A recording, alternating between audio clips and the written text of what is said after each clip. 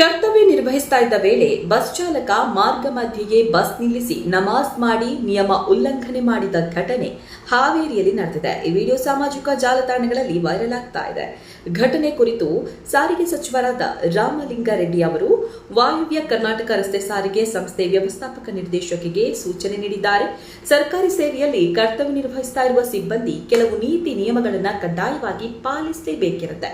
ಪ್ರತಿಯೊಬ್ಬ ವ್ಯಕ್ತಿಗೂ ಧಾರ್ಮಿಕ ಸ್ವಾತಂತ್ರ್ಯದ ಹಕ್ಕಿದ್ರೂ ಕೂಡ ಸಾರ್ವಜನಿಕ ಸೇವೆಯಲ್ಲಿರುವವರು ಕರ್ತವ್ಯದ ವೇಳೆ ಹೊರತುಪಡಿಸಿ ತಮ್ಮ ಧರ್ಮವನ್ನ ಪಾಲಿಸಬಹುದು.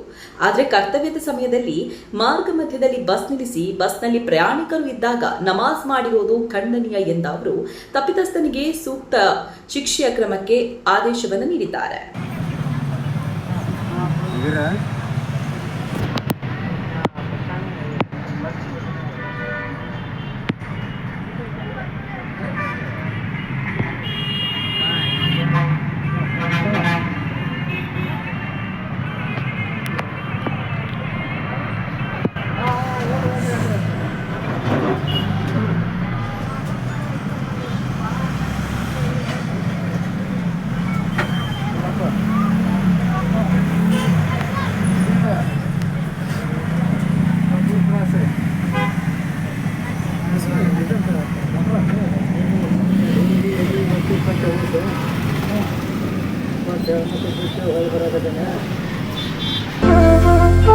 ಅತ್ತೆ, ಇದು ನನ್ನ ಬರ್ಡೇ ಗಿಫ್ಟ್. ಇದೆಲ್ಲ ಜೀವನದಲ್ಲಿ ನನಗೋಸ್ಕರ ತಗೊಂಡ್ಬಂದಿದ್ದಾರೆ.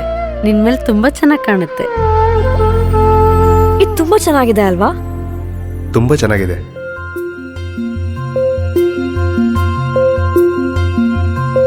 It will look really good on you. Amma? Huh? Mother is always son's first love.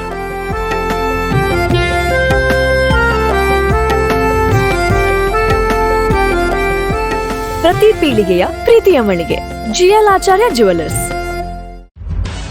ನಿಖರ ಸುದ್ದಿ, ಸದಭಿರುಚಿಯ ಕಾರ್ಯಕ್ರಮ.